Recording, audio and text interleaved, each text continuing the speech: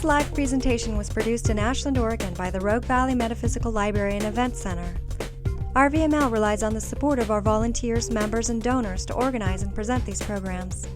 For more information about this presentation, or to borrow, download, or purchase other recordings from our catalog, please visit our website at rvml.org.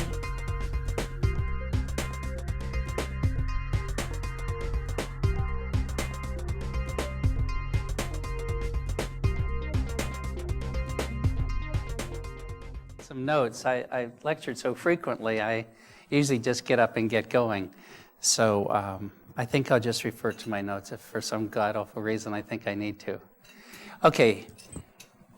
The title of tonight's presentation is Creating a Personal Wellness Plan. And I really appreciate this opportunity. However, any of you have your own field of interest and avocation or vocation. And in my case, I've been studying and working in the field of wellness for about 30 years. And while my doctoral dissertation was on guided imagery and wellness, I honestly didn't know how I would apply it. I can even remember my mother kind of shaking her head, "What are you doing? And how are you going to use this?" And it was really by accident, actually, on a metaphysical level, of course it probably wasn't at all, that I ended up working with cancer. That's where I did most of my professional work, with cancer patients and their families. And when I first got out of school, actually my first postdoc was putting together a research proposal for the Cleveland Clinic to test guided imagery with breast cancer patients.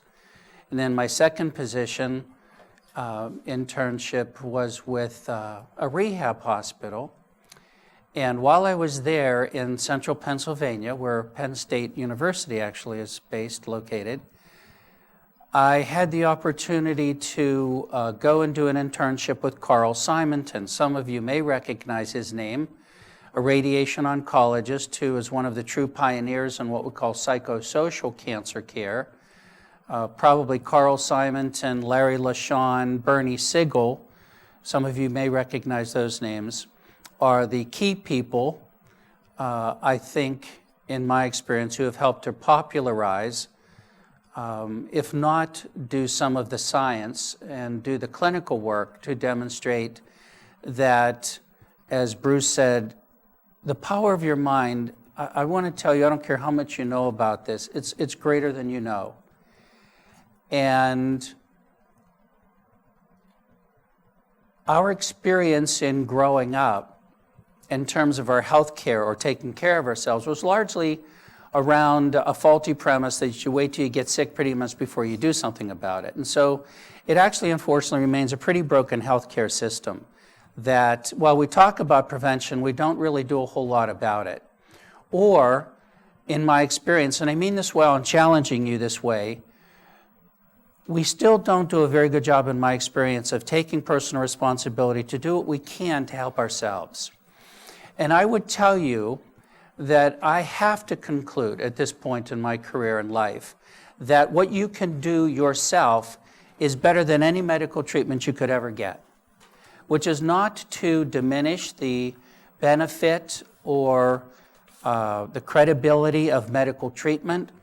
It's just that as I go on tonight and explain much more in detail, I think I'll make a pretty strong case for that there's a great deal you can do yourself, either to complement medical care or, I believe, oftentimes in lieu of, but preferably, again, you don't wait till you get sick before I say you get smart. And if you will indeed learn to apply some basic things, I think that you can increase your odds tremendously in terms of having illness, certainly chronic illness. But I have to tell you, the good news is that this really can work.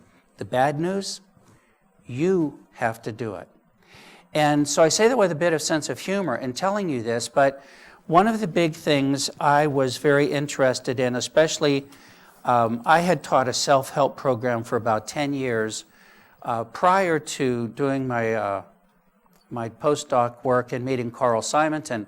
And Carl had developed a program with his cancer patients where one of the things that's a little disconcerting, I'm going to digress for a moment, when you work with whomever, but in this case, say you're in the healthcare field and your patients, and you do what you think you need to do. In fact, in medical care, we think that it's largely all based on your diagnosis. If we know your diagnosis, we know what to do for treat. I wish I could tell you we're that simple, but that's the basic premise.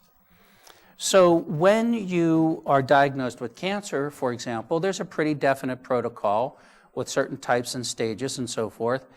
And what Carl observed, though, is that when you have patients with the exact same type and stage of disease, of cancer, and you apply the treatments, why is it that some do very well, some really don't do well, and there's lots in between? That's a kind of a bell curve thing. And so it puzzled him and concerned him as the treating physician, and his observation was, personally, that those who seemingly were doing better were the ones, he said, who had a strong will to live. And I hope you can appreciate what that means, those who have an enthusiasm for life, those who remain engaged in life, versus the idea of being hopeless, helpless, despairing, and so forth. So he developed a program that encouraged people to do more that would take them in a direction of greater joy and meaning in their lives, to develop a passion, really to come to terms much more with who they really are. And in doing that, he believed that healing was a natural byproduct, in a sense, of that process. He actually did research that was published in the Medical Journal of Australia. This goes back to, I'd have to check my notes for that date, but it goes back a while. And then he wrote an extremely popular, very good book called Getting Well Again, about the program and the research and so forth. Unfortunately, the research wasn't that well accepted or received here, and to be honest, it wasn't as methodologically strong as we would prefer. And when you're new and you're doing something different, you'd better have a pretty good study before you start making strong claims. Lara LeSean actually had done earlier work and similarly observed that when people were feeling helpless or hopeless, versus when they found their own unique song to sing, this will to live business, that it made a difference, and he also wrote and published in that area. But it was about not until maybe 10 years later that Bernie Siegel came along, a surgeon, specialist in cancer, and wrote a book called Love, Medicine, and Miracles. And it's so popular, I dare say that most of you have heard of it, whether or not you've ever been involved with cancer. And Bernie was this very strong voice for the power of the mind, and that you can yourself, through your lifestyle and taking care of yourself and feeling good about yourself, etc., it actually could affect the course of disease cancer. Well, if any of you are really familiar with science and research and the medical profession, and specifically cancer, I hope you can appreciate that this was not that well received. And although Bernie had attempted to do the research, he hadn't done it prior to actually coming out speaking clinically about his observations. So it was interesting when I met Carl for the first time and went out to intern with him for a week in his program, how, if you know how sometimes you just click, and it's a very nice experience to know you're just on the same wavelength with someone and you really want to either be part of what they're doing or support what they're doing. So Carl and I agreed from the very first week we met that we would work together and I would help him do some research to support what he was doing. And the rehab hospital where I was interning at that time was very pleased that I would have the opportunity to actually develop a cancer protocol for that hospital. But unfortunately, they sat on it, it didn't happen, but I had contacted some radiation oncologists in that town, State College, Pennsylvania, and they were willing to refer their patients for me to teach them Carl's or a modification of Carl's program. And when the rehab hospital I was working with failed to act, I went back to these radiation oncologists and asked them if they would still be interested in doing this. Actually, they had expressed an interest in me because they were involved with several cancer centers, and would I be willing to develop psychological services for them. Well, anyhow, I ended up back to them with them, and it was an interesting challenge that I actually really looked forward to, although I must say there was still a part of me that goes, how do you really think you're going to help these people? And how are you going to sell that message? And here was Carl Simonton in Southern California. If you went to his program, you had to have already read his book. You probably knew about him and so forth. But I don't know if you can appreciate a stereotype of a very rural setting. And I was going to try to, again, be this presenter of information that there are things you can do beyond conventional medical care to make a difference. So based on Carl's program and the self-help program that I taught for 10 years, I really, again, took on that challenge and spent the next 11 years, at least 4 days a week, traveling around Pennsylvania primarily, teaching this program. And at some point, I convinced the physicians involved at the head of our physician management group to let me research this, and especially when an epidemiologist from Penn State University in their biobehavioral health department found out what I was doing and was very interested, he asked if he could become involved in statistically how we could actually demonstrate the effectiveness of this program. So I had to collect a lot of additional data, and I hope I'm not boring you with this. I'm trying to help you appreciate how I got involved in this and the seriousness of what I'm about to tell you, because we found that it actually did affect survival with cancer. So normally when you're diagnosed with cancer and then treated, we say if you go out 5 years from treatment, you're pretty much going to be in the normal population in terms of your susceptibility for recurrence or getting cancer again. And so it turned out that after I'd been teaching this program for about 7 years, the physician said, actually, you know, if patients are out 4 years, it's probably a pretty good sign to be able to look back and see whether or not this program made a difference. Again, largely around the idea of encouraging them, I say, to go fishing. I'll tell you more about why I called it go fishing, but it's the will to live. And we found that when we were able to match the patients who had been through the program with very close matches from patients who were in the same hospital, same doc, same diagnosis, same stage, same age of diagnosis, really very good close matches. We ended up with almost 3 matches for everyone in the study, and I think in the final study we had about 150 patients. But we found with stage 1 breast cancer, for example, between 4 and 7 years, that's the time period we were looking at, that only 12% of the women who had not had the benefit of my program had died in that time period, but none who had gone through my program died in the same time period. And then when we looked at stage 1 prostate, 14% of the men who had gone through my program did die in that time period, but 28% in the control group died in that same time period. So it was pretty strong data.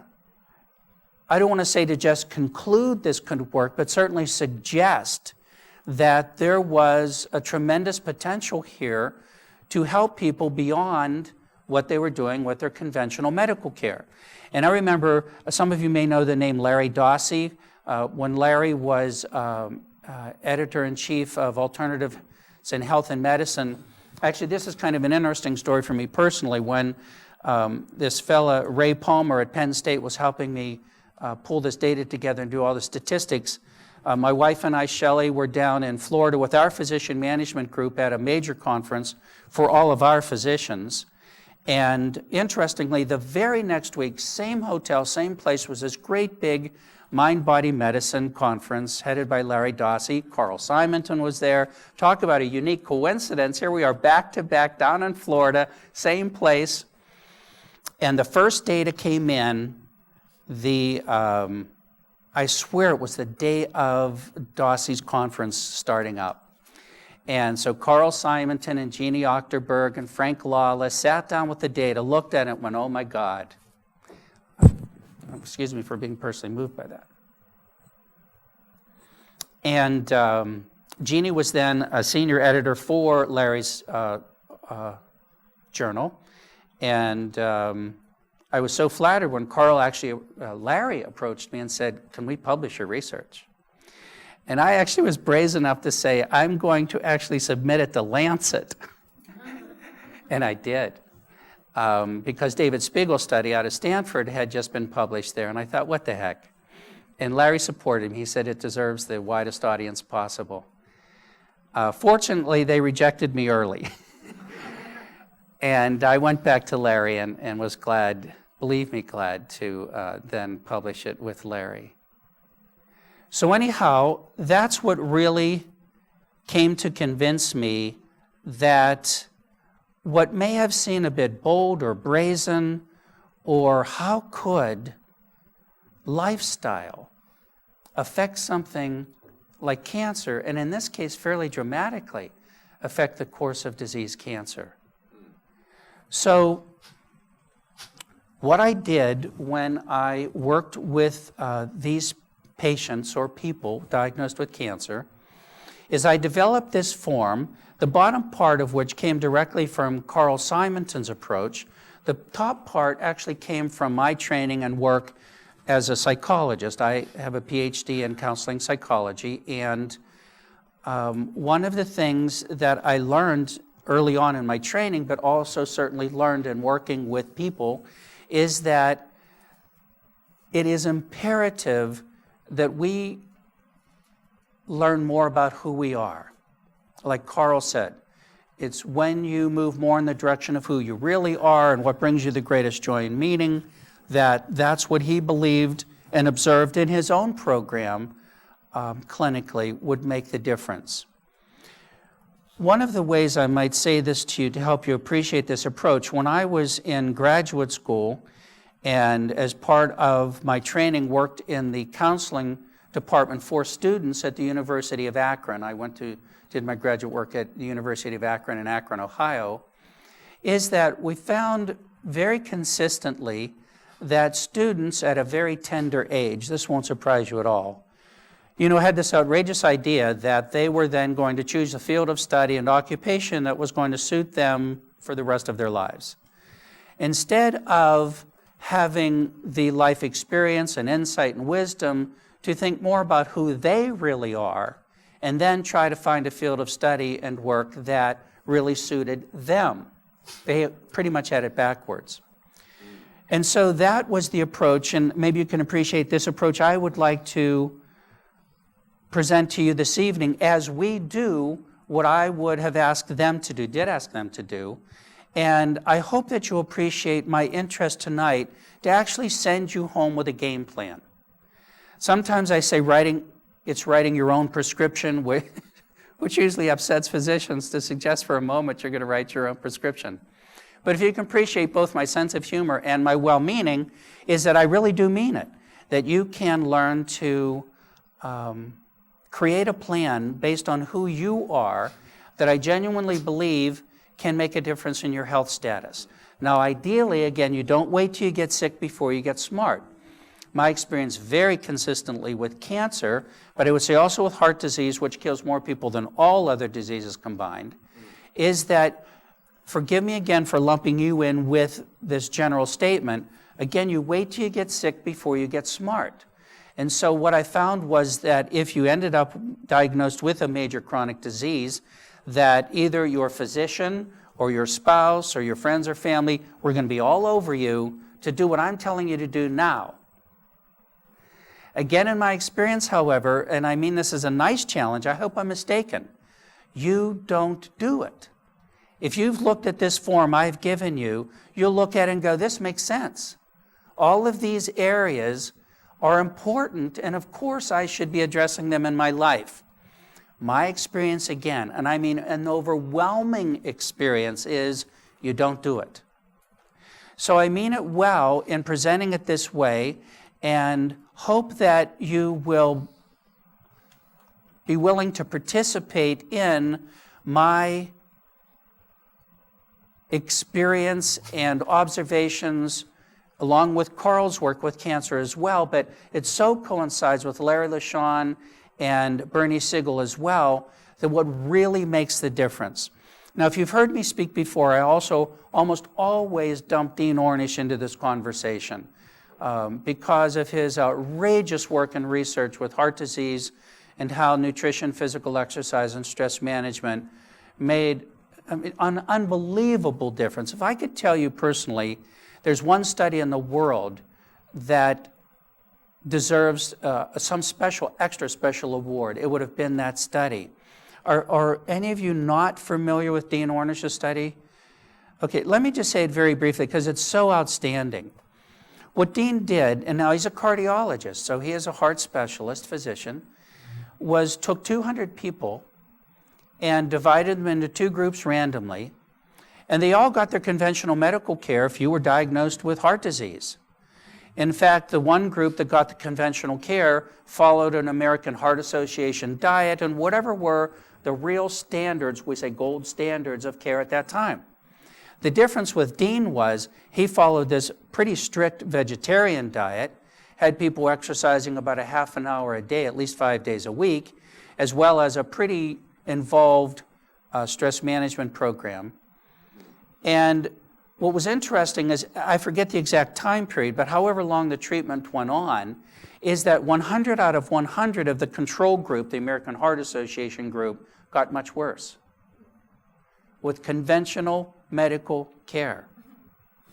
99 out of 100 of Dean's got much better. Published in the finest medical journals in the world. Talk about peer-reviewed and respected journals around. What Dean did was major. So if you're not aware, yes?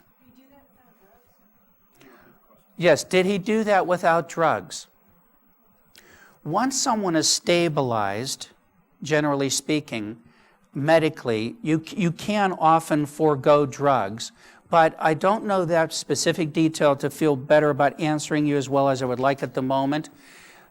Whatever conventional care you needed, you got.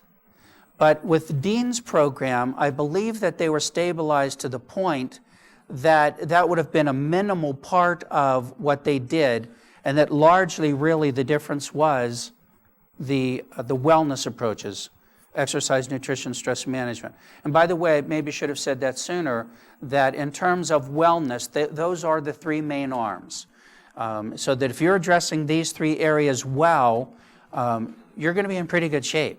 And that's why I ask you to hopefully take this seriously tonight, and then hereafter to apply this in a consistent way so that, there's a muffler commercial goes, you can pay me now or you can pay me later. So I mean this well in telling you this, that the statistics are not pretty. Almost 50% of Americans will now be diagnosed with cancer in their lifetime. It's approaching 50%. And again, when you think about heart disease, these numbers are much greater. And think about all the other chronic stuff I haven't even mentioned. Now, I will say very briefly, and then it'll come back into my presentation later, what Dean Ornish concluded, and I so appreciate his research this way additionally, is that there is no factor in healthcare, in medicine whatsoever, in terms of either what we do improperly with nutrition, exercise, alcohol intake, smoking, drugs, etc., or anything we do very positively in terms of taking care of ourselves, that matters or affects our health and longevity and well-being more than feeling loved and cared for. Which was very interesting because in my research, I'm out to test the idea of the will to live, and that when you are doing more of what you really want and brings you joy and meaning, that's what affected the outcome in my study, that the people did so much better. But what was fascinating and disturbing is that when I would tell people to go fishing, again, I will explain in a moment why I called it that, is that you didn't do it. So here I am encouraging you to do more of what you love. It's really a license to steal if you think about it. If you can imagine going to the doctor, and instead of the drug, the doctor says, okay, I want you to, and please tell me more about who you are, what, makes your heart sing and so forth. We actually wrote prescriptions, and the most popular, the most common one we wrote was actually for playing bingo. We actually wrote prescriptions. You had to play bingo so often. Now, bingo, indeed bingo. The second most popular common one we wrote was you had to talk on the phone so often. And women loved this one. They couldn't believe they could go in with a prescription and show their husbands that the doctor said they had to talk on the phone so often. I already talked too much on the phone. You already did? Earlier today. Oh, you had called, okay. So the point of this is, though, that it can't not still seem very novel, or how in the world could the idea of going fishing have the impact of chemotherapy, radiation, or surgery? It does. So the research is actually that much stronger today, although unfortunately there is such competition for research dollars, if any of you are involved in research, that when you're waiting to test a new chemotherapeutic agent or radiation approach or surgical procedure or the idea of going fishing, I can pretty much tell you it's not going to get funded. So it's not that there's research suggesting that what I'm telling you isn't true. The problem is the research doesn't exist still, by and large.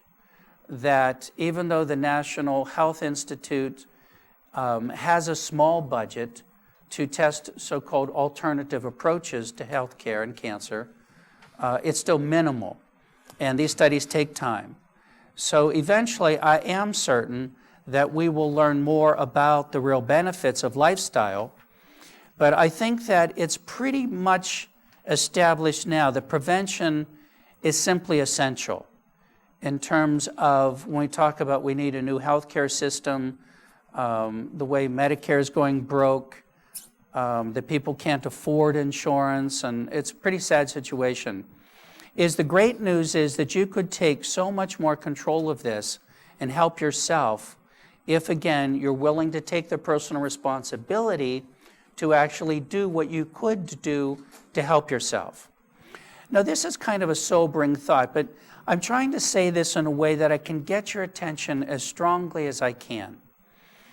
But if I were to mention a topic like suicide, now we're talking about a pretty inflammatory kind of topic and pretty emotionally stirring, and by and large, here's Owen Wilson now in the news, about having committed suicide, but there's no way that can bring up positive thoughts. The point of saying this to you is that, suicide by definition is the idea of taking your life and kind of all of a sudden, and hopefully you're going to do it and it's going to happen and you're going to be successful right then. But if you think about if you don't eat properly, if you don't exercise properly, if you don't manage stress properly, forgive me for suggesting, you know what? It's another form of suicide. It just takes longer. Mm-hmm. I will tell you, at least, you're taking 10 years off of your life, at least, through poor nutrition and poor exercise and poor stress management, at least. And that doesn't talk about the quality of your life. In fact, Carla and I used to talk about the quality of death. We're pretty oriented in healthcare to think about making you live as long as possible. Well, having dealt with cancer and death quite a bit, my orientation was much more about helping you have a good quality of life, because eventually we're going to die. And I mean this when I say, who wants to live a long time if it means you're going to end up feeling pretty crummy longer? Yeah. And so when I actually did have to deal with suicides, I think I almost always came out and would then talk to the referring physician and say, you know what, if you were going through what they were going through, you know what you would be? And so life is difficult business. And it doesn't surprise me in my experience that people sometimes would honestly think about taking their lives, if not actually attempt to do it. But if you find that idea objectionable, I hope that I'm making my point is that for you not to do these things that you could do, like nutrition, exercise, stress management, you are positively taking at least 10 years off your life anyhow. Did that make sense? Yeah. Yes. Okay, good. So I don't mind actually pausing now to ask if you do have questions or comments before I really want to get into now and focus on that you walk home with something, this is what I can do to make a difference, or at least based on my work and research and experience. Yes? Yeah, I agree with you. What you say about lifestyle definitely makes a great difference. Because I know I, for one, don't do what I feel I should do. Should, the should. What people tell me to do. I got an email from a friend of mine saying, do all this. This is what you should do. But I know this is going to be another piece of advice that you're not going to listen to, which is what you were saying. Right. And But I also wondering, when you said 50% of people get cancer, that seems way too high. Intuitively, it seems way too high to me. I know. it's the upper 40s. I just had a It is. colonoscopy. Yeah? Because the doctor there said between 1% and 2% of men develop colon cancer, but for the whole range of cancer, it still seems like 50% is. Okay, nowhere so near what- even if you're not aware of the exact numbers, I welcome you to check the numbers. I know absolutely what I'm telling you here. And maybe this is a good point, is that we think it isn't that prevalent. Here's my experience, is that when someone's diagnosed with cancer or heart disease, something really serious, really major, is we can be very empathetic and very concerned about those who are dear to us who have these diagnoses, but there's nothing like getting that diagnosis yourself again before you get smart. And then I can tell you, based on my experience, is when you're going to get serious about doing some things to help yourself. The unfortunate part, from my point of view, is there usually aren't people like me in your conventional settings to help you in this way. So that's why I enjoy being in my position, and after 30 years of this, can speak confidently, where initially I was thinking, who in the world are you to make these claims, and without the good research. But I've been doing this a long time, and I genuinely respect if you choose not to listen to me, to do what I say, sincerely. I used to say to patients along the way, especially when I was dealing with pain, that was the least funny thing I dealt with, is that what you do or don't do doesn't help me or hurt me. I meant that really, really well. It was really inviting them to do this because I knew if they did this, I like to use the term increase your odds. Rather than I'm going to say if you do this, I guarantee you're going to get better, I will absolutely guarantee you that you're going to increase your odds that you're going to do better. When we talk about the placebo effect, for example, we know that, or we tend to say about 1/3 of the time, that especially when we're testing any treatment, if we don't have a control group, like a dummy placebo group, a sugar pill group, that the research actually isn't even any good because that's how powerful your beliefs are. Your beliefs, in fact, can bring about the exact same effects of any treatment. What's fascinating in my work is the more serious the illness and the more extreme the treatment, the better the placebo effect works. So if you think it shouldn't be that way with cancer, this is too serious, it can't be true with cancer, it's even more so. And in the best studies, like double-blind studies, the placebo effect actually accounts for more like 55% of the effectiveness of the treatment. So this is serious business. And I hope that you can look at this very positively and say, oh my God, there's something I can really do to help myself, or if you are dealing with others, at least giving them information, hey, here's something you can do. Although there's this very fine line I experience commonly where people have their own ideas, so you have to be careful about how you introduce it and respect that they may choose to follow your advice or not, and know when to back off, and at least you've had the opportunity to present the information that could have been helpful if they chose. Yes?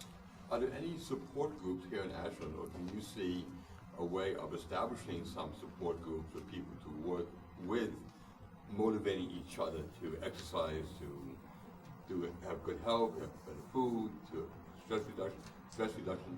Food, I think, would be more difficult, but exercise and stress reduction, I think, Right. there's, food, people have so many different ideas about what good food is and isn't, but to exercise some way and have to work on stress reduction, I think it's something that people can, in a group, that we meet regularly, can help each other with. Right. It's a great suggestion. The idea is, can we, or are there existing groups? Can we form them, or are there existing groups where people could, in fact, support one another in this process? I have been a guest speaker numbers of times already in this community. I'm relatively new here. I've not been here more than a little over a year, so I'm not the best one to talk about community resources yet. But I do know that at both hospitals here, and when I say I'm used to thinking more in terms of Medford than Ashland, so I have to admit even more so I'm less familiar with Ashland in terms of what you're asking about. Although I would guess, if you were to call the hospital here, and assuming they have social workers, which I'm almost positive they would, they are usually the best resource for what you're asking about. And if not, be proactive and ask if there's any way you can help to begin such a thing, or is that possible, or can you talk to somebody about doing that? Is that something you'd be interested in being involved in starting a wellness support group? Not part of a hospital, but part of an ongoing community, self-motivated wellness program. Right. Well, I appreciate the suggestion, and later, if you'd like, I'd be glad to talk with you further about that.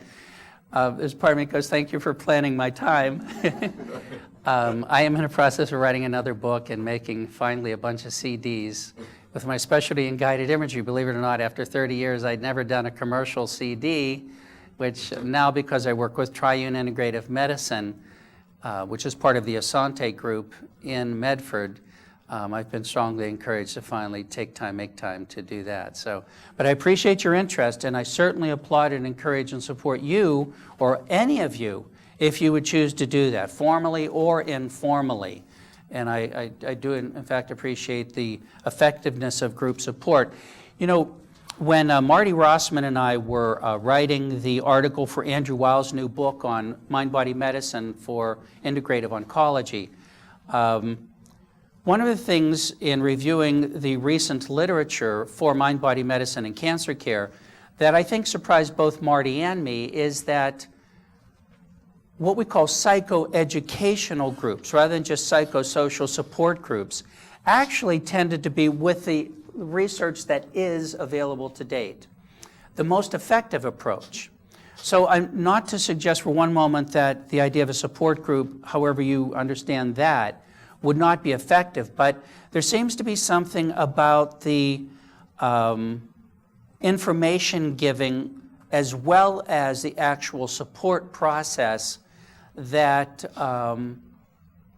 can make a difference. If anything, that the research is able to support, but only in a small way, I don't want to overstate this, is the psychoeducational approach is the most effective and has the most promise based on the current research to affect survival with cancer.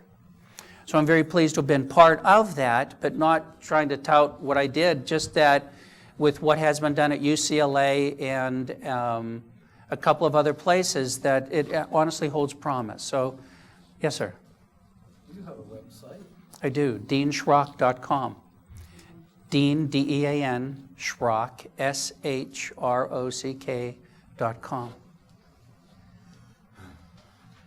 And I really am local here. I love what they're doing here at RVML.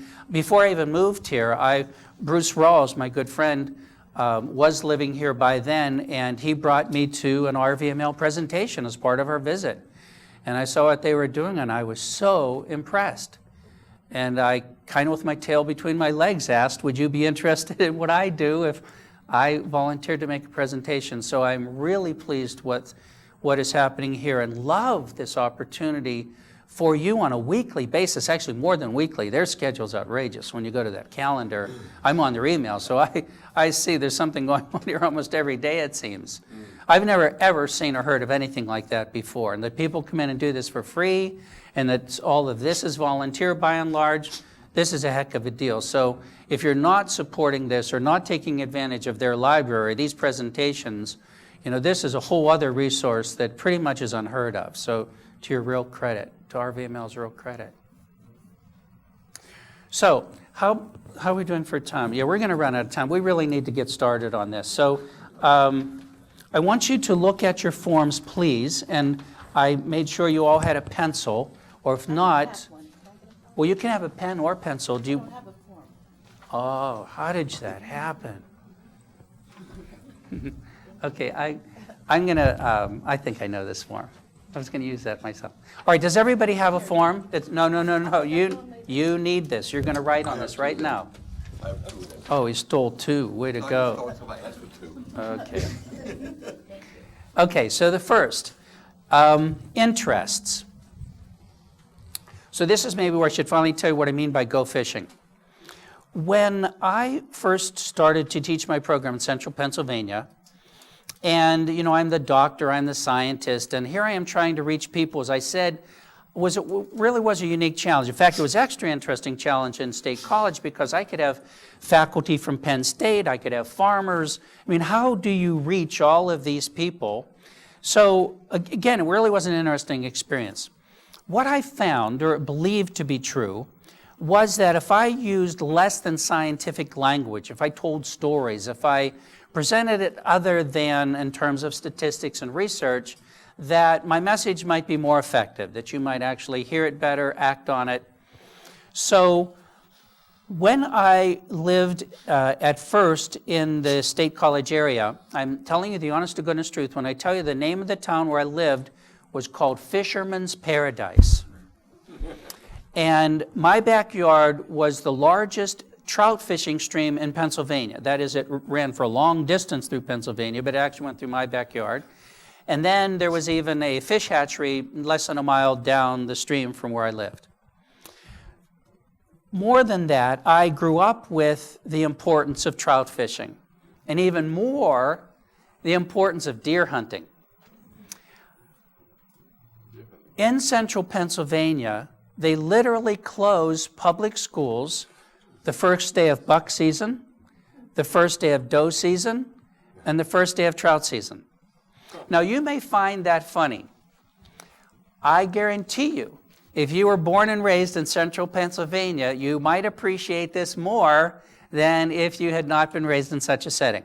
My father was an avid deer hunter. He lived to go deer hunting. He ever only got maximum 2 weeks vacation in a year, and one was always the first week of buck season. So we really understood this. It was a huge part of our lives. So when I would talk about the will to live or similar ideas, I just found, however, I settled on the idea of go fishing. And people seemed to get it. In fact, many years later, when I finally wrote my book about my work and research and experience, and trying to think up a title for the book, I couldn't quite leave that message because even years after I would see people or had worked with them, I'm going fishing. They would remember that. I'm going fishing. So I hope you can appreciate the title of my book. And now when I refer to going fishing, it's what brings you the greatest joy and meaning in your life. And as an aside, I will tell you even that first week of buck season, if you were a patient in one of our radiation treatment centers, we usually lost up to 2/3 of our patients the first week of buck season. Now, if you think that's either, oh my God, how could they do that, or whatever, I actually was pleased that's what they did. Because knowing what I know, when they're doing what brings them the greatest joy and meaning, I mean this well when I say it was better than their treatments. They were still going to get their treatments, but it was a tremendous adjunct in an unplanned way, medically, that they could now bring to helping them manage the treatments as well as the disease. So, interests. Under the column interests, I need you to start to jot down what brings you the greatest joy and meaning in your life. Ideally, like the idea when you're busy doing what you like to do, you forget your aches and pains. What do you do that we could say is a genuine passion? Ideally, that you actually have a passion for something. But I need you to really write this down. My experience, and forgive me, but it's my experience, if I sent you home to do this, it isn't going to happen. So I found that in working with thousands of people, that if I got you to do this in one of my classes, you would do it. And then indeed, now you have something to go home with that hopefully you'll keep around and refer to. Have I been taking my medicine? Remember again, I want you to take care of yourselves and not wait till you get sick before you get smart. So if you will, please again, bear with me. Remember, you're not doing this for me, you're doing this for you. So I hope you understand that when I'm asking you to do this. What makes your heart sing? I need you to write down something under interests. And what you're soon going to find is this is not a once you sit down and do this event to really complete your prescription, is that your interests will change and other areas will change, and you really want to do this and keep up with it, because more than that, and what I'm going to build to, is this is going to give you a much greater insight to you.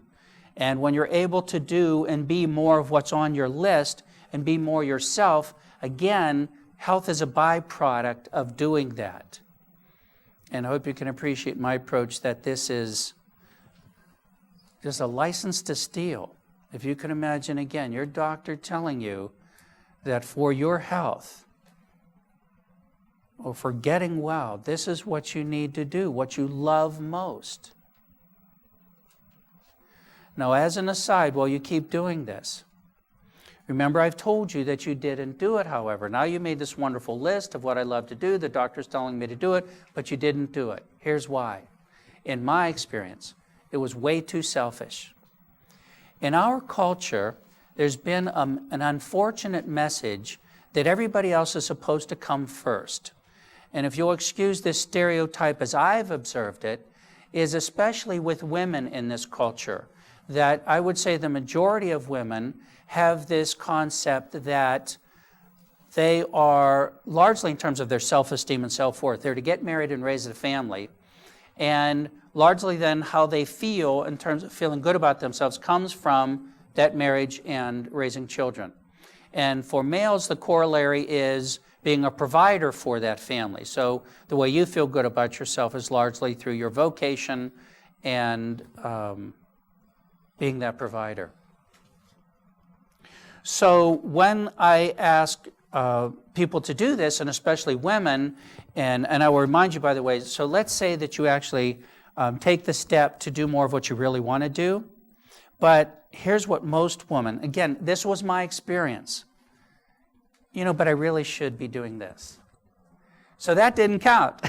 So if you actually make time to do something that you really want to do, but you're thinking, no, but I really should be doing something else in terms of being the nurturer or the housekeeper or whatever else, there was a great struggle I found with people to really allow themselves to guilt-free make time for themselves.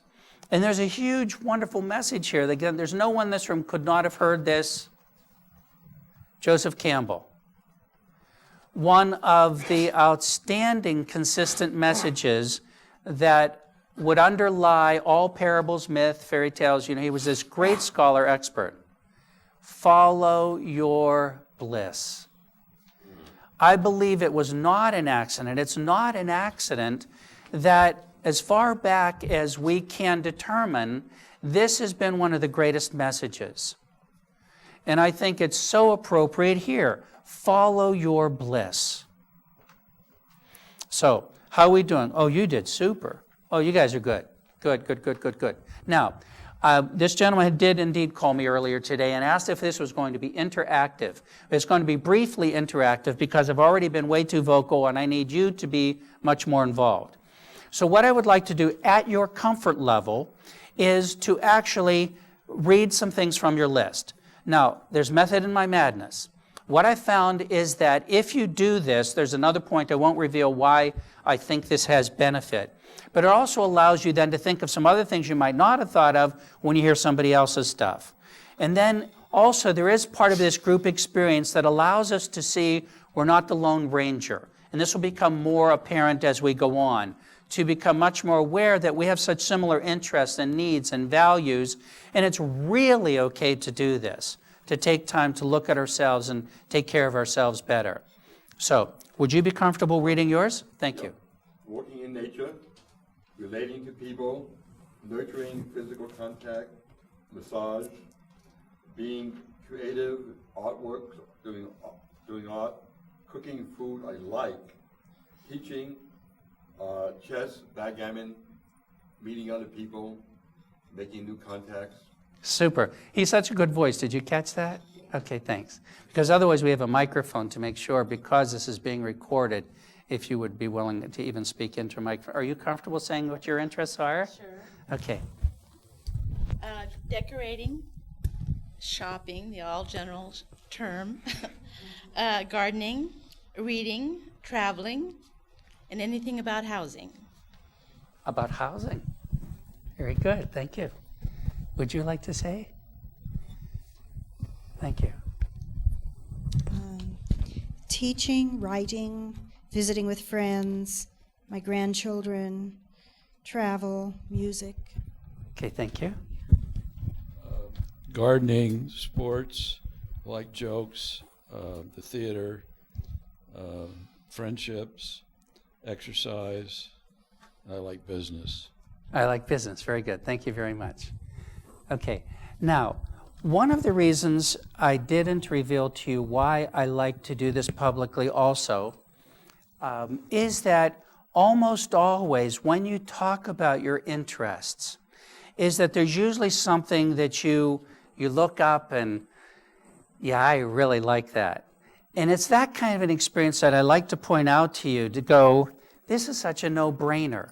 Who in the world wouldn't recommend, you don't have to be a health professional, that this is a great idea for this person to do that? So again, common sense, although I joke in science we don't do common sense. Now appreciate my sense of humor, is that science says we have to objectively measure stuff. So if we haven't done that, we pretty much say it isn't worth doing or looking at. But common sense is that when you light up, when you really think about what you like, and better when you really do it. I know there's a whole field of study called psychoneuroimmunology, that now the immune system is not the independent system we used to think it was. Your emotions, every emotion you have, every feeling you have, directly impacts the primary system in your body identified to fight disease. And what do you think in terms of the relationship between so-called positive emotions and negative ones? Hopelessness, helplessness, joy, meaning, love, peace. They register in your immune system. Now here's an important caveat. You can't stuff your feelings. That will actually suppress your immune system. So you need to honor your feelings, and I'm going to get around to that one as well. We'll actually do an exercise to help you understand that. But otherwise, it is absolutely in your interest to do what brings you the greatest joy and meaning. Does this make sense? Yep. Yes. What about something like, how would you counteract this here? Creating stress and arguments in your life when your life is kind of meaningless and empty, just to add more intensity and meaning to your life. It's like they say, a child, would rather have negative attention from his father or parent than no attention. So sometimes, I feel that, in some way, because I'm not doing anything or involved, if something comes up, even if it's stressful, I'll really get into it. Okay, let me try to answer this. But I'm going to ask you a favor, is that we have so much to try to get through, is that let me try to get through this, and then I really welcome the opportunity at our break, which we're going to do in 5 minutes, or after class, or as time permits more toward the end. But I'm going to give you an answer that may surprise you. In quantum physics, there's a pretty accepted position today, and the way David Bohm said it when I was doing my early research, was that underlying all of physical reality is an energy matrix of harmony and order. And that somehow, some way, probably through consciousness, we are all connected.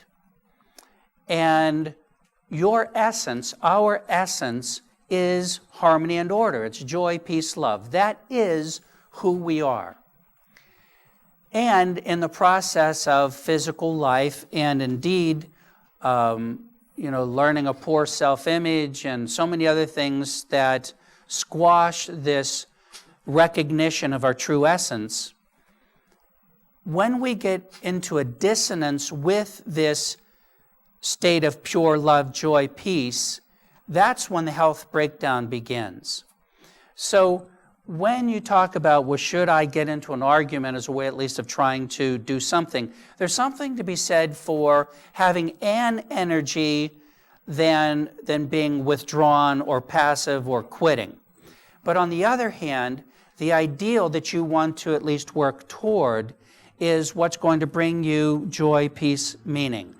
I remember when I was first doing this research and I didn't have this understanding, and I feel blessed in a way to have been guided to do the work I have, because I am convinced, and I really mean this, that if you think about the most spiritual thing you could possibly do and the healthiest thing you could possibly do, go fishing. I mean it. If every thought and every feeling and every action is an energy, and it is, what do you want to be broadcasting through you and to the rest of the universe? So I remember when 9/11 happened and so many emails were going around of how should we respond, and I told people to go fishing. And I can't tell you how many responses I got that people thought, this guy's a little nuts. But if you think about this, is whatever you're going to put out, law of attraction stuff, you're going to get back. So do you want to respond with revenge and hatred and more violence, or what energy do you want going through you and out to the universe? So that's why I would encourage you to work in that direction, but I can appreciate if you're sincerely depressed or really in a pickle, a step up is a step up. So if at least you're stepping up to feeling like arguing, it's a step up from, but I hope you don't mind my digression into trying to make that point. Maybe this is a good place to stop, Pern, before we try to tackle another area. But I really appreciate your cooperation here. I hope you'll stick around so that, again, I'll give you even greater rationale for why you're doing this. But again, I really want you to walk home with something that you really could do. So hopefully you avoid seeing me in the office. Thank you. Now, I must say, normally I say, before I get started up again, are there any questions or comments? Because invariably, after break, you get to thinking and talking among yourselves. But tonight, I'm going to ask you to bear with me until we get through this, so I make sure we get through this before I take time to respond to personal questions. So, now that we've done interests, and again, I appreciate your willingness to do this, needs. Now, when I ask you to list something under needs, I don't mean necessarily that what you're going to list now is more important in any sense than what you've listed under interests. But I want you to think in terms of needs really comes from the idea of necessary. And so when people would list deer hunting or trout fishing or something else under interest, I certainly wouldn't challenge someone's ideas that these aren't necessary or important.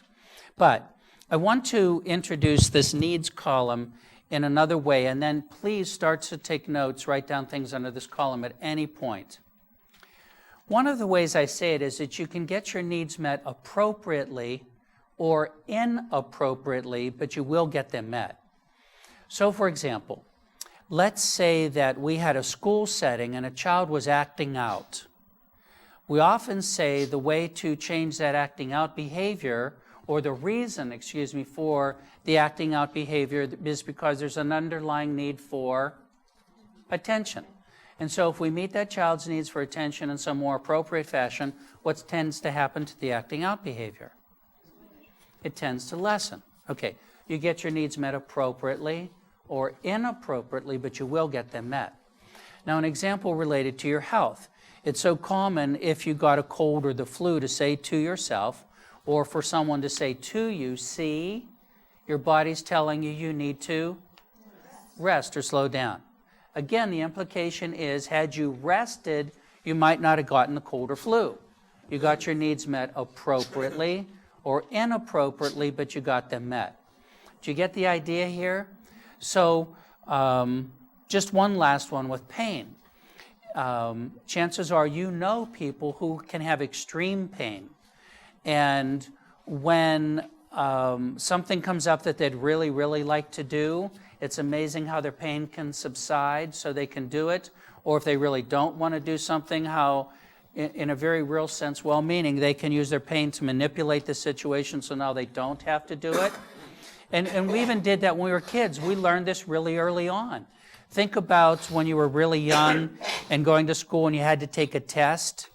I know, at least in my experience, that wasn't my best day to know I had to go take a test.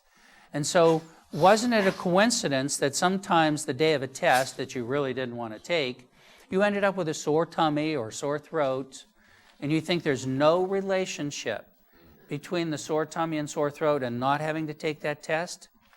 Now, you remember, my expertise is mind-body medicine. I will tell you without reservation, you can create any illness, and you will go to subconsciously, not consciously, to great extremes as necessary to get your needs met.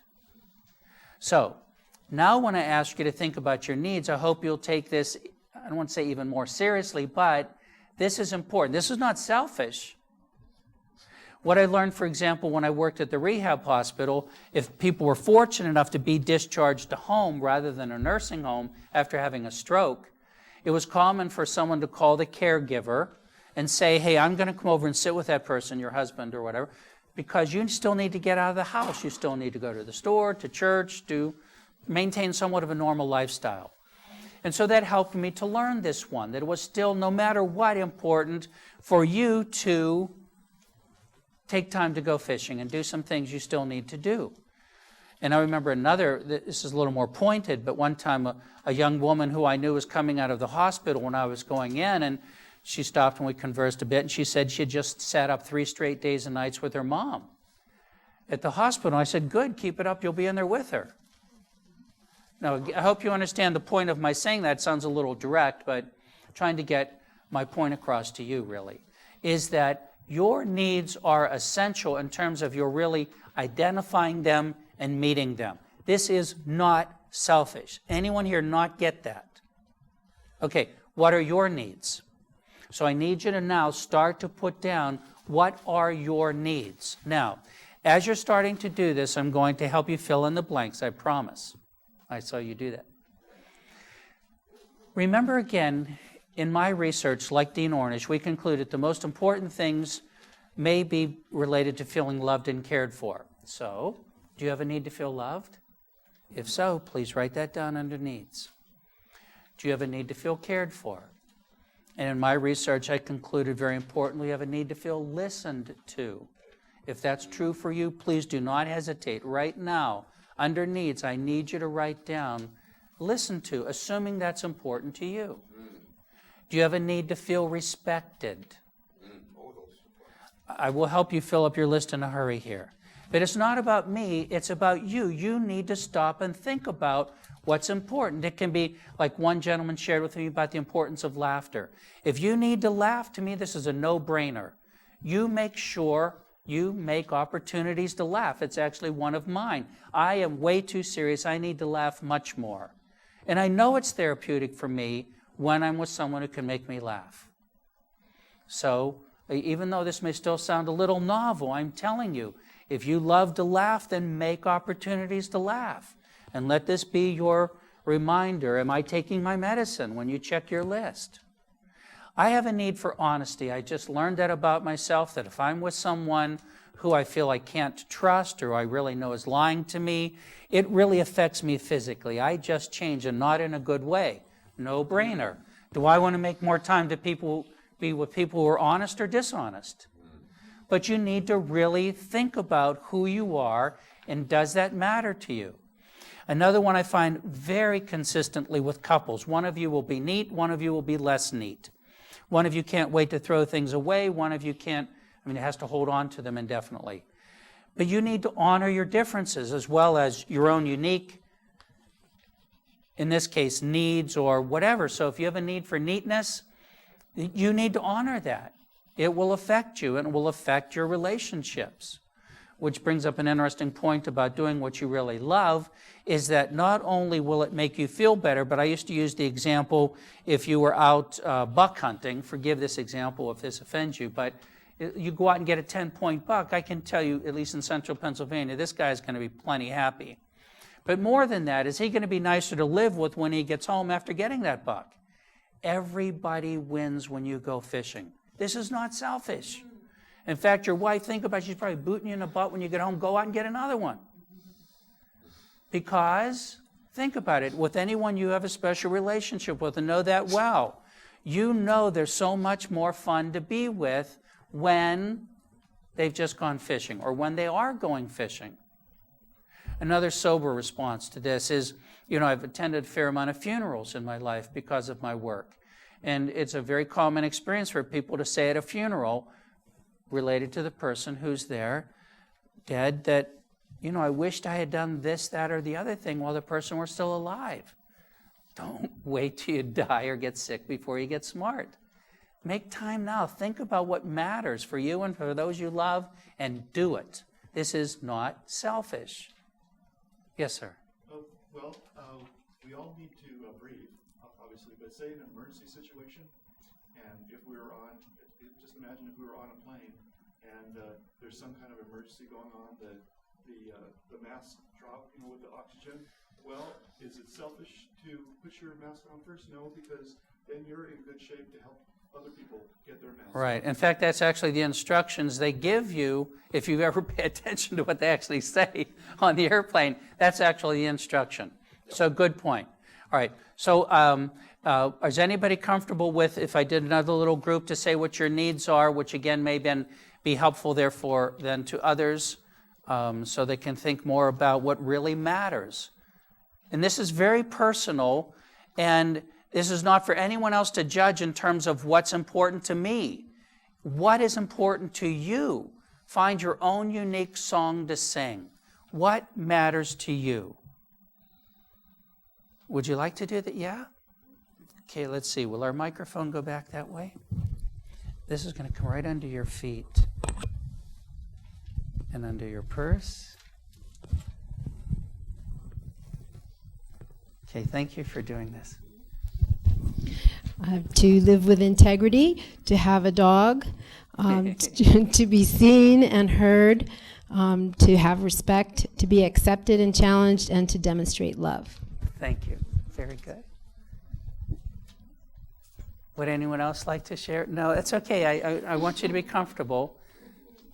But here's an example. All right, great. Thank you. And then I want to come back to, remember this idea of a dog? Again, in just watching her, of course she should have a dog. Or four of them. But again, if you'll just pay attention, and the way you light up, or people can light up about certain things, this is important. That registers in your immune system. If we could have something that we could actually do a blood count or whatever, believe me, it would make a difference. And if we were looking at heart rate variability or some other things where we know that you can really demonstrate, the more efficient or coherent function of the heart is, without knowing but guessing in my experience, is your heart lit up at that moment. That's a very healthy thing. Good. Oh, I responded to some of the ones you brought up about being cared for, love, laughter, honest people, trusting and being trusted. Before you told us those, some of the ones I put down were adequate sleep and good coffee. Good. Those are needs, I Good. tell you. And see, and that's what's fun, again, from my point of view, to point out to you, is that while there's a certain humor in there, it matters to you. Decaf, soy milk, Mexican mochas matter to my wife. And so it does sound, again, there's a part of this that is, you can't be serious that, your coffee is important to you. Well, I mean, other than I might say you may think about how much caffeine intake in a given day, but otherwise, I would be the first one to say to you, please get your coffee. Please get your coffee. Good. Would anyone else like to do this before we move on?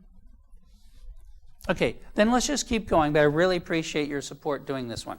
Now, the next one is values. And I wouldn't say in any technical way of trying to define interests, needs, and values, what's the difference between a value and a need and an interest? That's not important. What is important is for you to think about, again, what absolutely matters to you. A rather sobering way to bring this to your attention is, I remember one time attending a workshop that was presented by 2 hospice nurses. And they were trying to explain what it's like to die from the perspective of the person dying.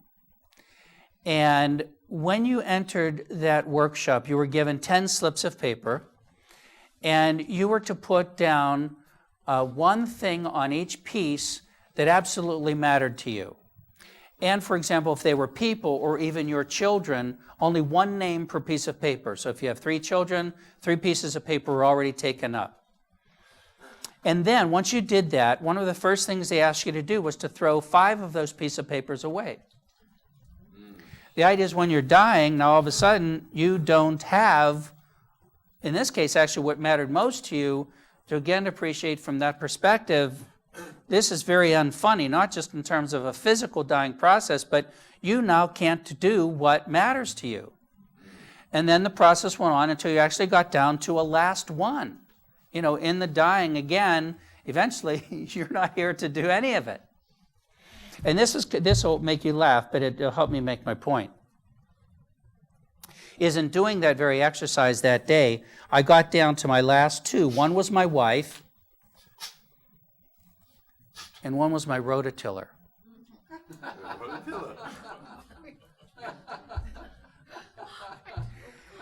But it's to make the point, for what it's worth, Shelley was the last.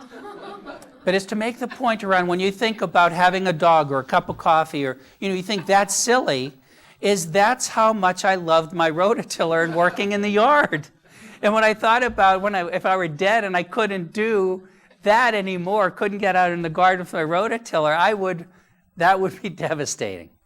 So it's to help you, though, in this process, to show you how individualized this is and what makes your heart sing. Now, however, to help you in terms of filling in this particular column. Over all the years I've done this and asked people to come up with their interests, needs, and values, what absolutely matters the most to you. And then if you could actually prioritize them, what really is the most important, I will tell you the big 3 consistently. Your spiritual beliefs, family, friends. So just as a suggestion, if you do not have any of these under one of those columns, you may want to think seriously about these 3. Again, because of how consistently I've experienced that these really, really matter to people. Now, I'm not proposing they should to you. It's just a way of helping seed this column. And it, again, doesn't matter whether they came under interests, needs, or values. It's what matters.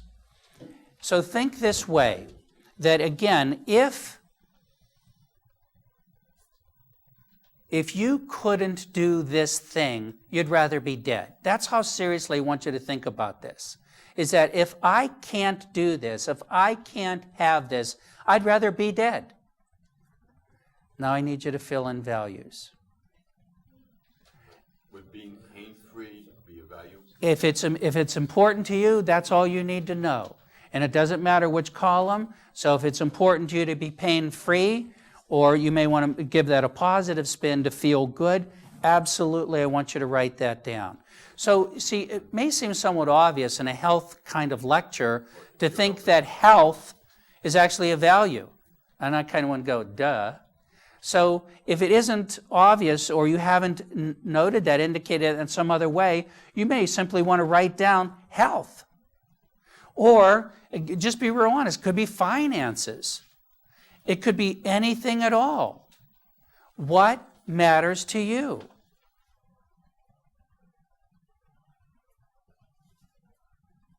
And especially in this column, that you'd rather be dead if you couldn't have this in your life. Should this be a big list or a short? Well, it's not about big or short. It's more about in time, if you continue to do this, because I'm just kind of tonight throwing this at you, is your list simply will grow as you give this more thought, as you take this even more seriously about, hey, I want to be well. I want to have a good quality of life, and I mean this when I say a good quality of death. I will tell you, you will die better if you learn to go fishing than if you don't.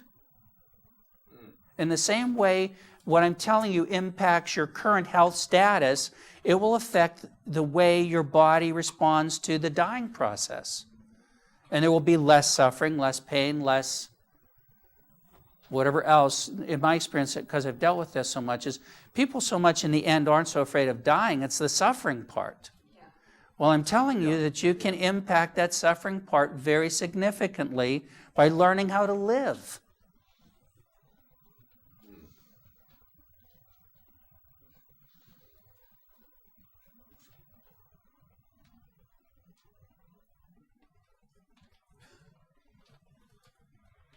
Everybody have something under values?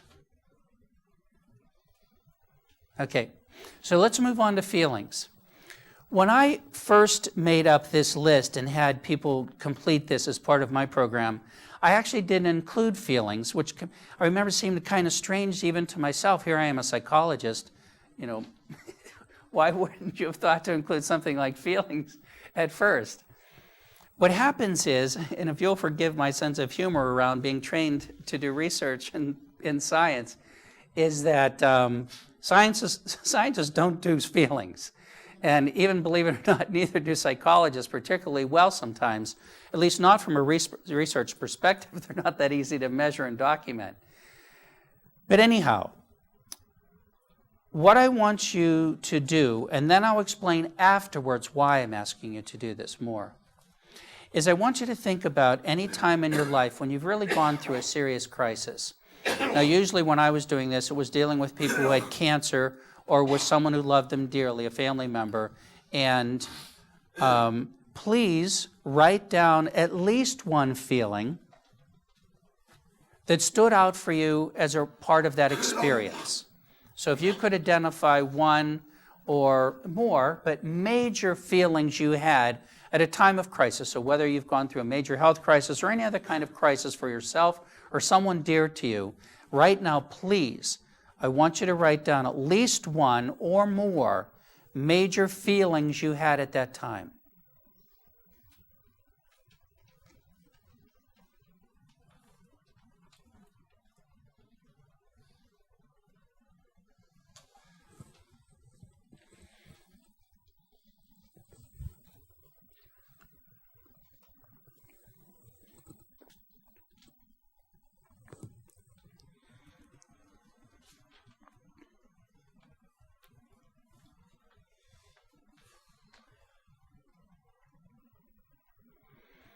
Okay, and for the sake of our evening, and I don't want to spend too much time with this because I want to make the point, and you can always add to your list.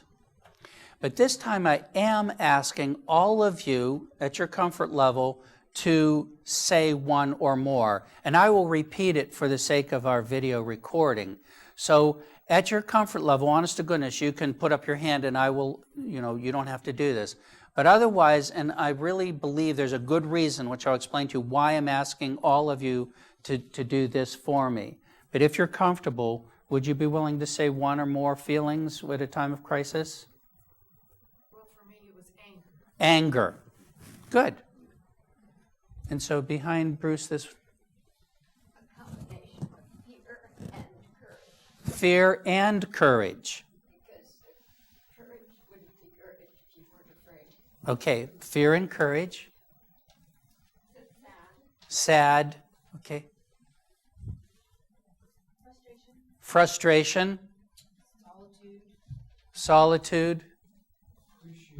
Appreciation. Despair.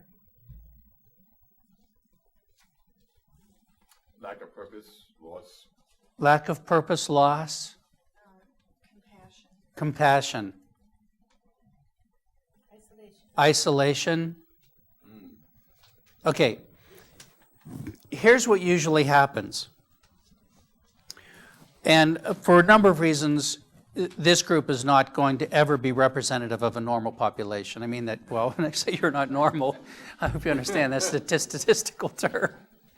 But anyhow, normally what happens when I ask people to do this is that you indeed tend to come up with things like anger and fear and resentment and depression and anxiety and scared and confused, and more commonly by far than not, they tend to be so-called negative feelings. So the point of doing this publicly with you is to help you appreciate that when normally, because of socialization and wanting to put our best foot forward, and we're conditioned in our culture to believe that it's more appropriate to have some feelings than others, so we don't normally want to be as forward in terms of expressing our depression or expressing our anxiety. These are things we're actually taught one way or another to suppress, or somehow, again, it's better to be happy than depressed. I'm not pushing depression over happiness, that's not my point, but I know life is difficult. I don't want to sound trite about this. In fact, I tell you sincerely, actually when I first got out of school, I was this very naive fellow who, largely I'd say I'm male and a scientist. I already have 2 strikes against me. That we think that largely, if we know what a problem is, you just analyze it and fix it. And believe me, I had to learn that one the hard way. And so I found that it was important to come to terms with that you can't fix some things. And I remember one time lecturing to a group of, they called themselves compassionate friends, and these were parents who'd had a child die. And if you can appreciate trying to be in front of a group like that and tell them how to get over it. And so I had to learn that there's some things you don't get over. And then when people like Candace Pert were doing her research around how every feeling is reflected in the immune system in particular, is that you can't suppress your feelings, because when you do, you truly suppress your immune system. So you honestly need to honor all of your feelings. And in doing it in this public way, I think you can become that much more aware and maybe then more comfortable. It's okay to be normal. It's okay to have other than positive feelings. Instead of, you don't want to admit publicly to ever being less than perfect as such, if that makes sense. So I hope that was helpful for you to appreciate that you're not the Lone Ranger. And everybody has these feelings, make no mistake. And again, if you suppress them, eventually it'll come back and bite you. You can't do this. I was wondering, what about going beyond honoring your feelings to maybe processing your feelings? Like, in other words, looking for the silver lining, or the saying about when life hands you lemons, make lemonade. Right. Well, that would be ideal, but that's in a very nice way, indeed, going beyond, but that'd be great. It's also important not to get stuck. So in saying you need to honor them, you also don't want to stay there. If any of you are familiar, now this is more of a metaphysical position, but the law of attraction and how, again, remember, at our core, we are joy, peace, love, and part of this harmony and order, or state of well-being. And the more we are out of resonance with that, or dissonant from it, and then not coherent, we disallow or restrict that flow of well-being. So indeed, it's very important to honor them, but it's also important to be moving up that ladder to more positive feelings. Now, I'm going to ask you again, I want to make sure I get through all of this before I take time I love questions. I actually would prefer to do the questions part, but I also want to make sure you go home with this list. So we're going to hold the questions yet. So the next one, and I want to jump down to what actually came from Carl Simonton. The first one is social support. When I worked with Carl, he broke life down into these 6 areas that you now see that we haven't done yet. And believed that as part of his program, if he had you look at these major areas and then to make sure you were addressing these areas, that was an important part of your health care as a cancer patient. And remember, in his observation, why did some people do well? Why did some do less well? Social support. Now, it's a formal term for the idea of connecting with others. So this is where I want you to write down right now people or groups who, when you are with them, you can feel most yourself. This is key. And it's not about quantity, this is about quality. Even if you only have one best friend, you absolutely want to nurture that friendship. The friendship being, again, where you can be yourself. When I say friendship, when you really connect with someone such that, you know how sometimes we say you can be with someone and you feel like you're walking on eggshells, you're not quite sure what to say, if you're dressed right, whatever. This will be exactly the opposite of that. You know, that when you're with this person or people, that you feel indeed very comfortable, warts and all. So please, if you'll take time to write down this. I know, having worked with so many people, it certainly was common for them to write down some kind of a spiritual or philosophic group that they were a part of. You know, when I was younger, you know, grew up in the Methodist church. Actually, our church was kind of our social hub. And so for many people, being part of whatever that means, you know, to be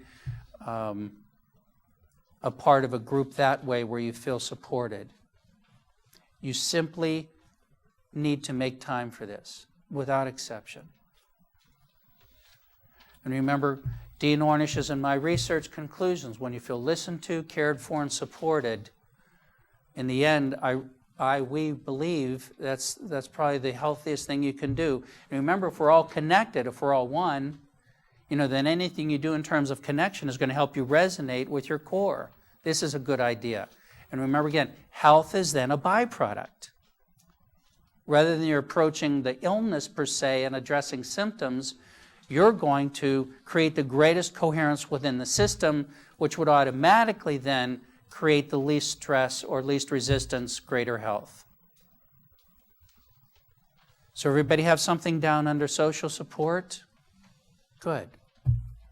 The next one is nutrition. Now, when we get to nutrition and exercise both, these are going to be somewhat obvious. And I remember when I would teach this, I would say that a major part of this exercise is to do more of what you want to do and less of what you think you should do. We want to get over all of the conditioning that says, you know, we should always keep the stiff upper lip, and we should, you know, have these feelings and not those feelings, and we should always try to fit in and try to please others. So with nutrition, there's a fine line here. You are, in fact, a physical organism. And I remember the way I would say it, and maybe this language was a bit simplistic when I was working with cancer patients, but oftentimes because of their disease or their treatments, they weren't able to keep food down, or it dramatically changed their tastes. And so I would try to say in this simplistic way, what happens if you don't put gas in the car? Or what happens if you put bad gas in the car? It's simply not going to work. And so with your physical body, and this may seem too obvious, you simply must be much more careful about the food you eat. So forgive me for taking a little time with this, but I want to be really clear with the research. Now, there are other ways to determine truth, and I would say to any of you to ask your dreams, to meditate, to muscle test, to actually check in with your own inner wisdom about what's right for you, no matter what the area that you're considering. So when it comes to nutrition, for example, I'm going to get back to it, make no mistake, you absolutely must have fresh fruits and vegetables. I mean, that's just the given, and where we used to say you had to have at least 5, now we're talking 7, probably ideally even 9. Some even suggest more. But here's the practical part of this. How many of you are eating 7 fresh fruits and vegetables in a day? And so this is where I can appreciate the reality of, one, we know the research in terms of prevention. You simply must do this much better. I just got another study that came through an email within the past week looking at heart disease, and they could actually differentiate between people who had 3 or less fruits and vegetables in a day and 5 or more, and the incidence of the heart disease or heart problem was extremely significant. So we can even tell a difference at the low end, and I think it's pretty clear today that, as I said earlier, you can take 10 years off your life, but in terms of the quality of your life, that's the important part to me, is that if you learn to eat better, and also later we'll talk about exercise, that it's going to impact the quality of your life as well as the incidence of any disease process. So one of the things I want to say with absolute respect for whatever else you might be doing in terms of your nutrition is that there are probably 30,000 nutritional products available today beyond fresh fruit and vegetables, which again, you simply must eat. But the reality is that there's no way in the world, in my experience, if I were to actually ask you to raise your hand, you know, how many fruits and vegetables you're eating in a day, you're not eating 7 or 9 fruits and vegetables every day. And more than that, you're not eating them in terms of the different kinds and the different colors and if it's out of season. So I want to tell you about a product, with all due respect to anything else you might be doing, that's called Juice Plus because of the research, and it's only food. They actually have found that you can encapsulate by juicing and then getting it down to its concentrate in a powder. You can put 17 fruits and vegetables in a capsule. And the research is outrageous. They have more and better research than probably any medical product you ever take. So if you're interested as a way to supplement your diet, because the research there is so strong about its impact, its bioavailability, that's really getting into the system and affecting your DNA and affecting your immune system and so forth, is that I just ask you to appreciate my wanting to tell you about this, not so much because I want to push a product as I know so much about it and I care that much. And the practical reality is there's no way you're eating, in this case, 17 fruits and vegetables every day. Or they also have another one that has 9 berries plus kelp and artichokes and whatever else in a simple capsule. So nutrition is important. So what I want you to put down here is what you want to do to eat, to be healthy. I don't want you to put down anything you think you should do. I only want you to put down what you really want to do. One of the things I think that happens with dieting or nutrition is we take the fun out of food. And I think that may be the greatest reason why people don't do diets very well, is because, one, they're not balanced, and two, they're no fun. We think about all we have to give up. And I have to admit, being part of that, when I was first learning about, well, I'll just tell you the one that just got me. I figured, well, I've had enough of this. You know, I'm not going to pay any more attention to them telling me these things I can't eat. But when they jumped on charcoal hamburgers, I thought that was it. This is just asking too much. But you need to be honest about this in terms of, I think there's a time and a place to cheat. But on the other hand, the research is just too strong now, that you cannot ignore this area. And no matter what your conditioning, and it almost always includes way too much sugar intake. I'm not saying that in any way trying to blame somebody. It's just something we were exposed to, and you can become highly conditioned to that taste. But I know you can change your tastes.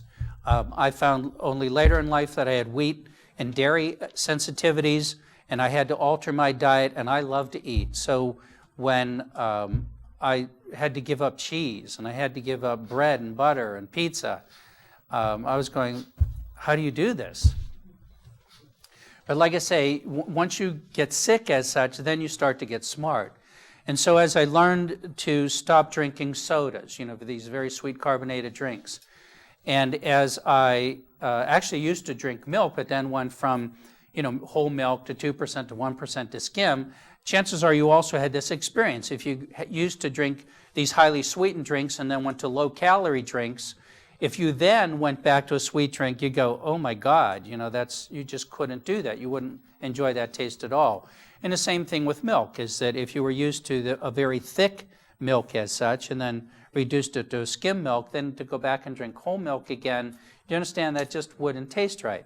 So it's just a simple way to try to point out that you can change your taste, and you will find as you eat healthier, your cravings will change. You will honestly start to desire healthier foods.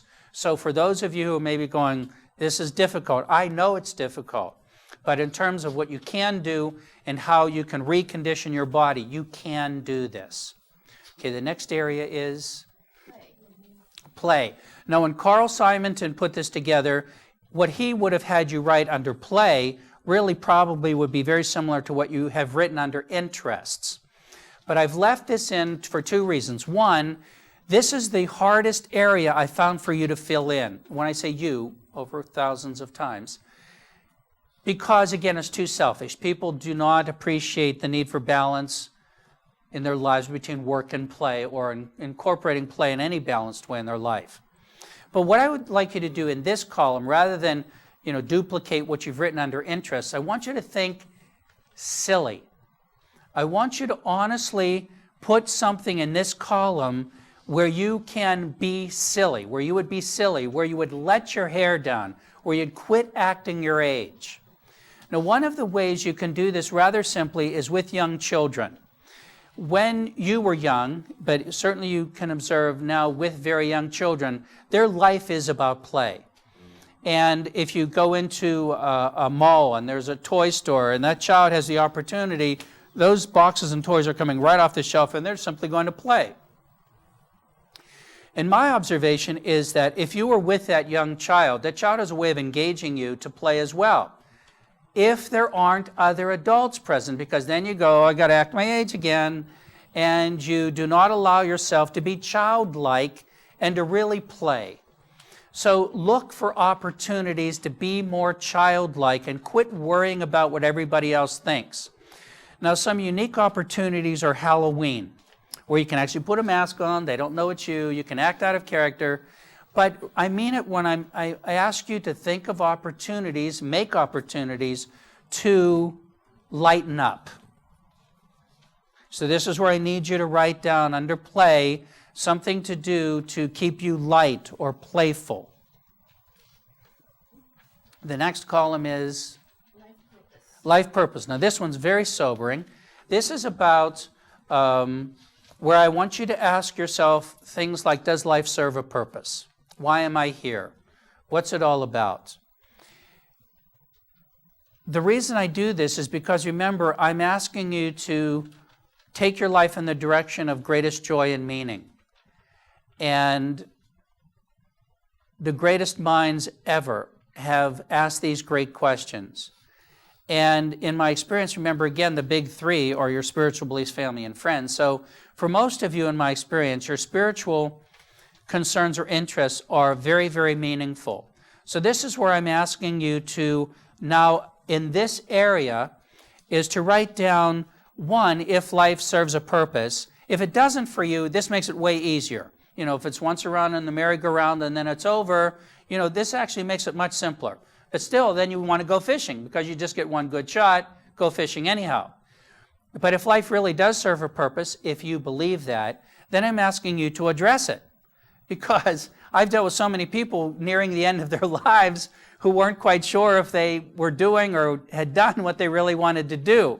So how do you want to spend the time you have left?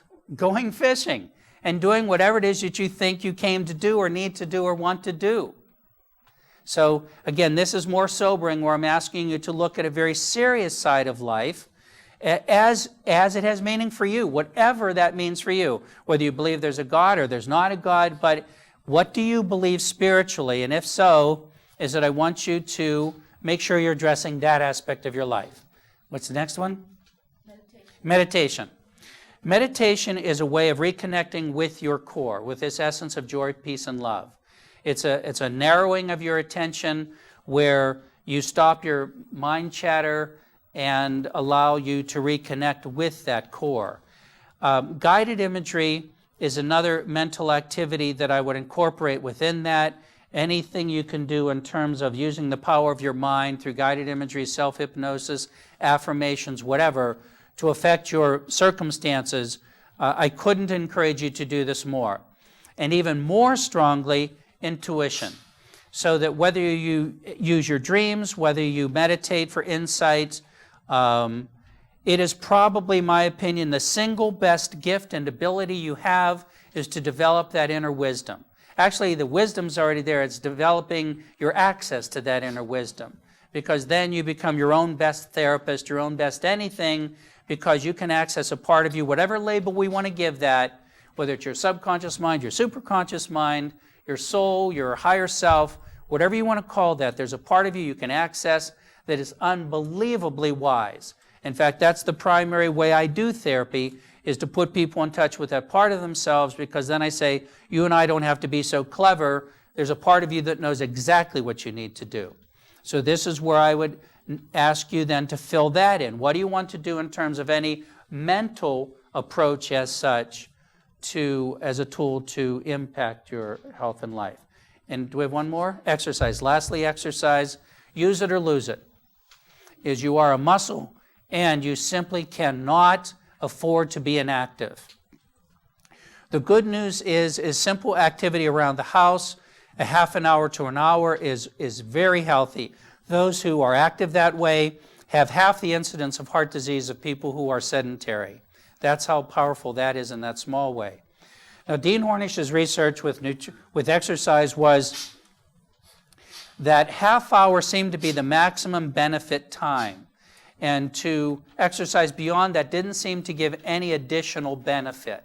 The good news there is, so give it a good half hour every day, ideally aerobic, which means, I think a way to say it that you can understand is that you want to elevate your heart rate, but without getting out of breath, or so that you could still carry on a conversation, and so that you, again, weren't overdoing it.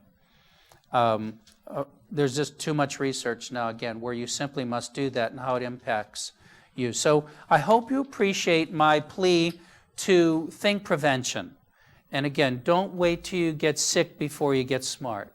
What about sleep and rest? I mean, that's very, very important. It is very important, and wherever you want to incorporate that into them, make no mistake, you need to do that. Now, it varies from person to person. Some people can get by on a short amount, some people need more. That's where you have to pay attention to yourself and what you need. Now, excess sleep can actually be a way to, like a defense mechanism to deal with life, so you oversleep. But generally speaking, if you're taking care of all these other areas, and that really means the stress management part, that you are, well, the one thing I found in all the years I've done this work, if there's one thing we're looking for, it's peace of mind.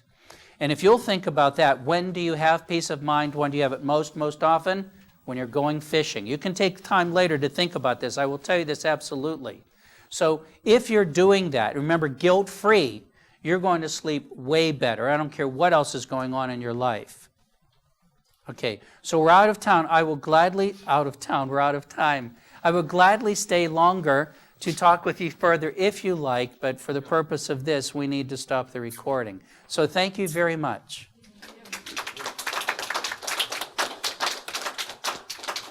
So I don't mind now just talking with you further as you like. Yes? Tell me about what you say your life core is again. Your life core is joy, peace, love. It's why do you say that? Where does that come well, I can tell you from a quantum physics standpoint, they call it harmony and order. From a metaphysical standpoint, I can just tell you more personally, or from those I respect, that you're able to access that. Are you a meditator? Occasionally. Occasionally. Have you actually found that in meditating that you can get to a place where it's in a... Not really. Okay. It's a peaceful Good. Peaceful place is good. Okay.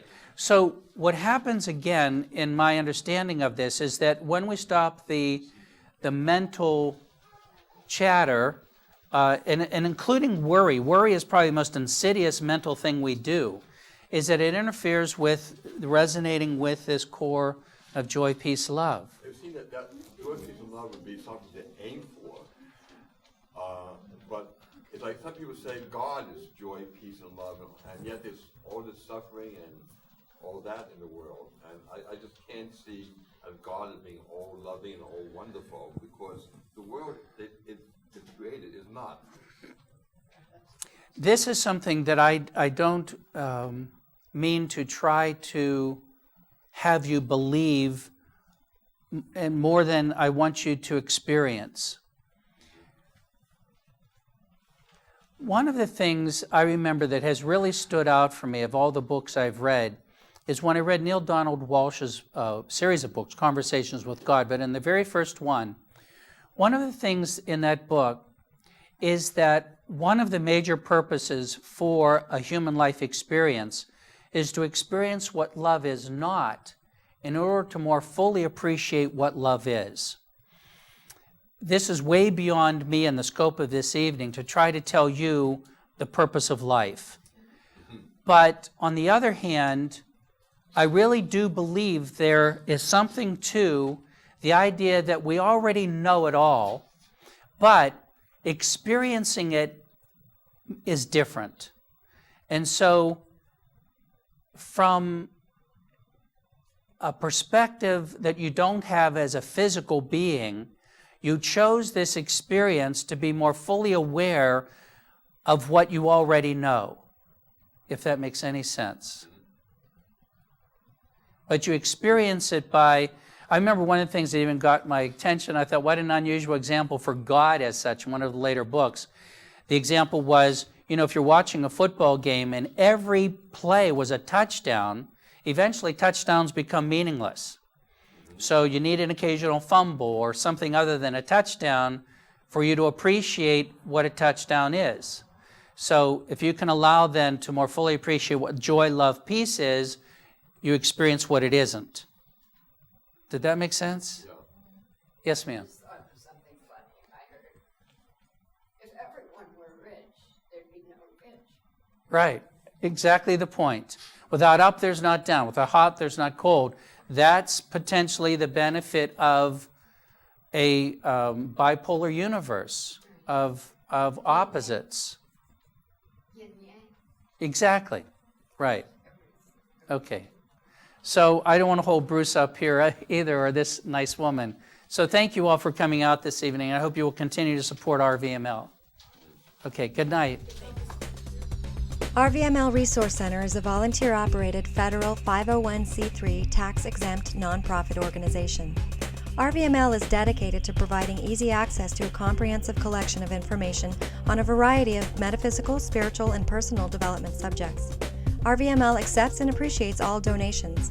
Material and monetary contributions are fully tax-deductible. This recording is not copyrighted, and permission is granted to broadcast, exhibit, or duplicate all or part of this program for non-commercial educational purposes. This live presentation was organized and presented by the Rogue Valley Metaphysical Library and Event Center. For more information, please visit rvml.org.